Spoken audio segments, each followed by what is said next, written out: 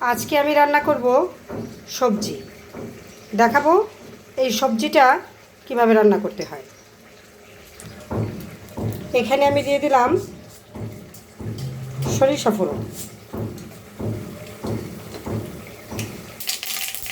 তারপরে এই যে এখানে কেটে রাখা সবজিগুলো,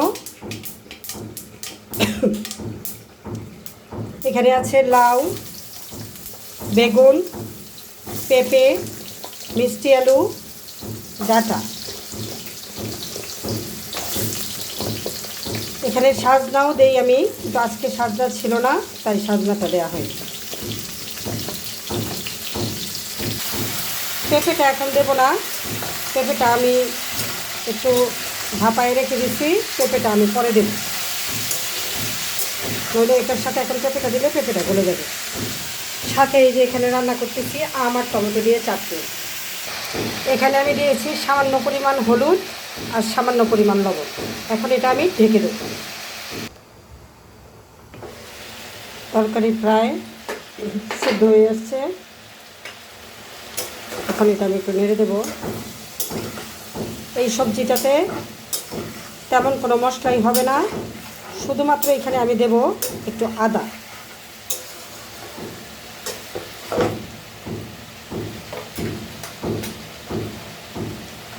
এটা আমি আবার ঢেকে দেব।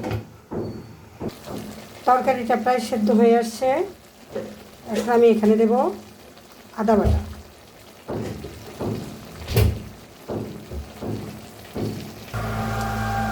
তরকারি একদম সেদ্ধ হয়ে গেছে, এখন এখানে আমি এই যে সেদ্ধ করে রাখা পেঁপেগুলো দিয়ে দেব।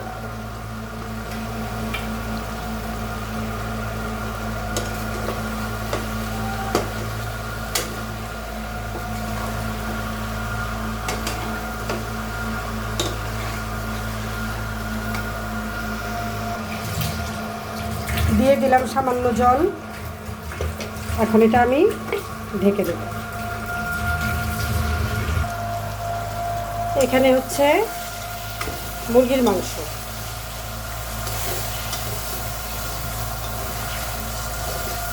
মুরগির মাংস কষানো হচ্ছে। তরকারি রান্না কমপ্লিট।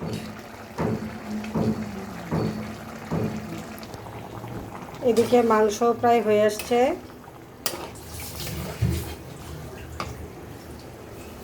তারপরে এখানে বসাইছি করলা দিয়ে মুসুরির ডাল। এগুলি আমার সব বাগানের, এই করলাগুলি আমার গাছের করলা। তারপরে এই টমেটোগুলি, এগুলি আমার গাছের টমেটো। এই কাঁচামরিচগুলি আমার গাছের।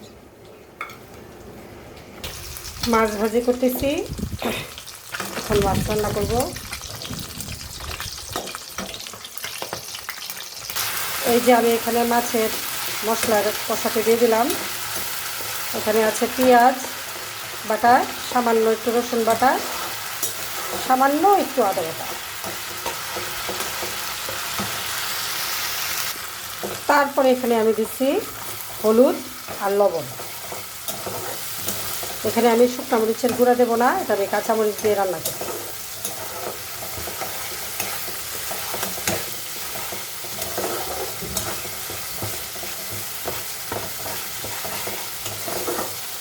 যেহেতু বাটা মশলা দিচ্ছি, এটা কষাতে বেশিক্ষণ সময় লাগবে না। এখন আমি এখানে টমেটোগুলি দিয়ে দিলাম।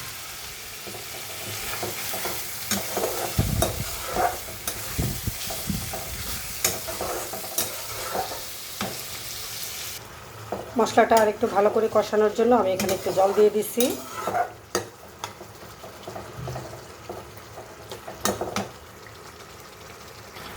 এখন আমি এখানে মাছগুলি উপরে সুন্দর করে বসাই দিচ্ছি। মাছটা দিয়ে আমি মশলাটা কষাবো।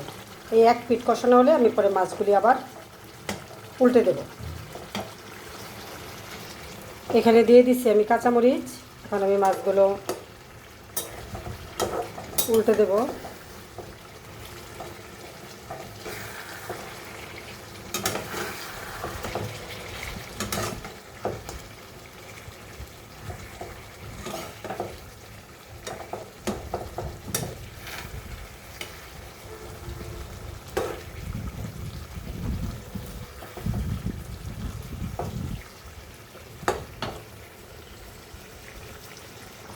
এটাতে ঝোল আমি একদমই কম দেব, কারণ এটা একটু গ্রেভি টাইপ হবে,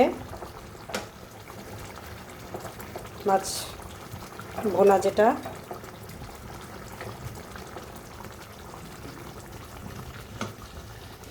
আর একটু পর এটা আমি নামাই ফেলবো, কারণ মশলাটা আগেই কষানো হয়ে গেছে, মাছটাও ভালো করে ভাজা আছে। এখন সামান্য একটু ঝোলটা জাল হলেই আমি নামাই ফেলবো।